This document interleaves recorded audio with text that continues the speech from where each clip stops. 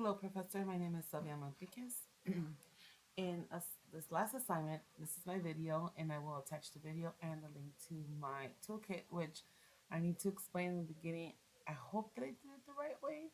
Um, but if not, I'm sorry. I've never used any other tool, and I tried doing it, but I was afraid that wasn't going to complete it in time. But here's my short video.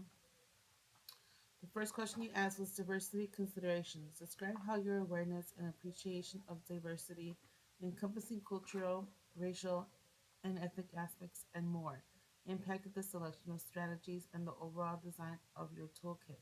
How did you aim to make your toolkit responsive to the needs of a diverse learning community? I chose a design of my toolkit to be simple, easy to read, with accessible links for supporting references. The links provided reflect evidence and strategies to strengthen the support of a more inclusive multicultural classroom setting. The toolkit reflects real needs and identities of multicultural learners to make connections between school and home. The four categories do reflect simple comments and links to references where if they need further information, they can refer to them. Different strategies, different learning concepts, um, and be able to understand and refer to evidence and strategies from experts and other people who have worked with multicultural classrooms and how successful they were. The second one is personal virtues. Reflect on the personal virtues you shared in topic 2 of this course and discuss how these are integrated in your approach to enhancing multicultural education. Discuss how these virtues affected your decision making process and the prioritization of specific educational strategies.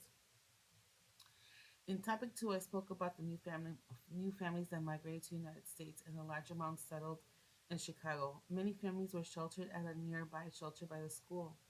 All of them looked like me, but we did not have the same cultural or ethnic backgrounds. However, it was a task explaining to the general population at the school.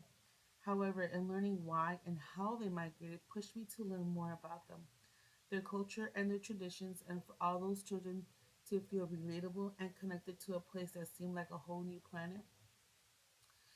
I had a different task. I had the need to learn their lingo and include the pictures, music, and art that they knew as part of their daily routines within our school environment.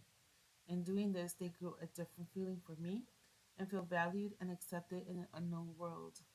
It was a very difficult situation for all those children that many of them have never been in school. So the fact of being in a building, in a classroom, on a desk with a teacher and other children learning was already a whole new world for them. And being in a place where nobody knew their language, nobody knew where they came from, nobody looked like them.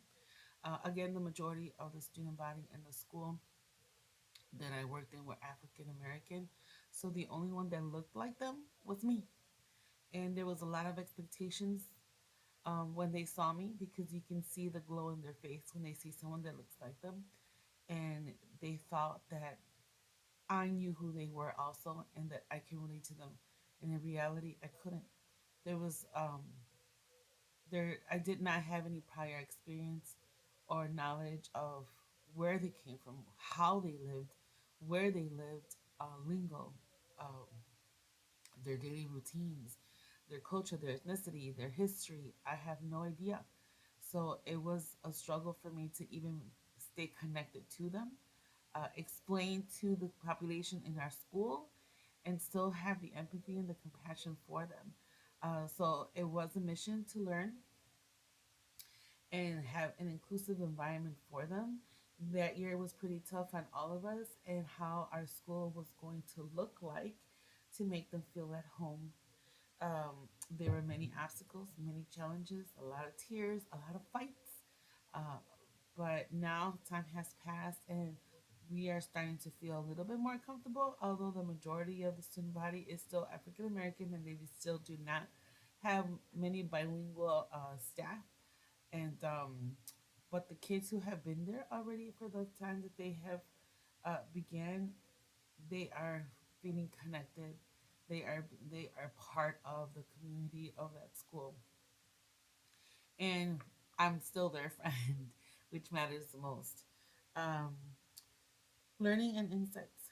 Shared significant Share significant insights or moments of learning that occurred while developing the toolkit or throughout the course. How has this process enhanced your comprehension of multicultural education and its practical application? When I was building this toolkit, relating it to my personal experiences, I felt the toolkit should have been in Spanish. Uh, for two reasons. One, the toolkit is being given to the families that are in need of being connected, then the toolkit should be in Spanish and should be relatable to them and find references that they can read, and they're learning again because many of these families within my experience of where I worked have never been in school. They do not know what a school setting is, how a classroom is ran, or what's expected.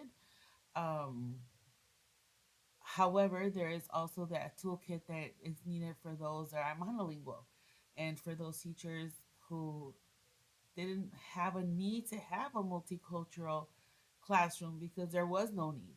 The school that I work in is a generational school, which means that parents, grandparents, great grandparents, great great grandparents went to the same school.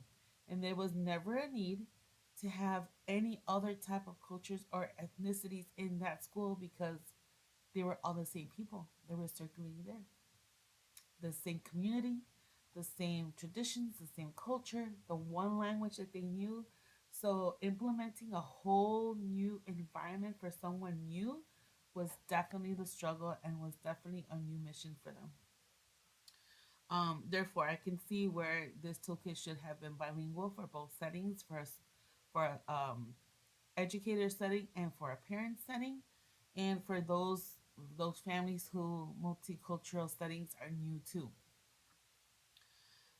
I realized how important it was to include different ethnicities perspectives in our lessons as our everyday routine.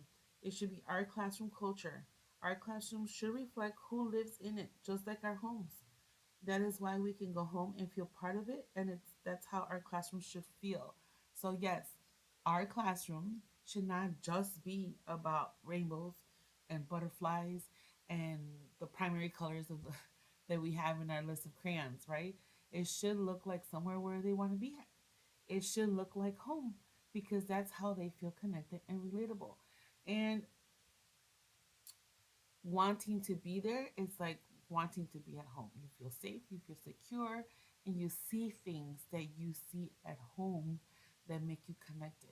So definitely the classroom setting and dynamic should be different. Should be different. Um, Briefly discuss how the toolkit creation process and this course have equipped you to a better incorporate multicultural education principles into your teaching practices moving forward. I definitely have a different perspective of how my classroom should look. I realize that many students may not know their own culture and will not recognize the things that we put in our classroom or how we implement a lesson or include in a unit study. However, they're learning something new about them without knowing. I'm not sure if I can explain that. It's almost like the like teaching a blind person a new language and then later making a connection. I don't know how to articulate that, but in a child's perspective, they have no idea what they're learning. Although they're learning about themselves and finding out things about their own identity, we are in hopes that maybe in the future they can make a connection that, hey, I learned all this and it's all about me. And now you learned about yourself, you learned about your friend's culture, their ethnicity, and have built a different type of circle of friends. And growing that, yeah, it's almost like we are stopping racism. We are stopping prejudice because we are living and growing with a multicultural setting in our classrooms and learning about them, their perspectives, their traditions, their views, everyone's perspectives, and we learn about them, we respect them, and we make them part of our everyday routine, our everyday life. Um, so I think that's my video, and I hope that you see what I learned. I'm sorry that I had to read it, but I was afraid of not forgetting something. Um, but thank you. This was a wonderful class, and I hope you have a wonderful day. Thank you.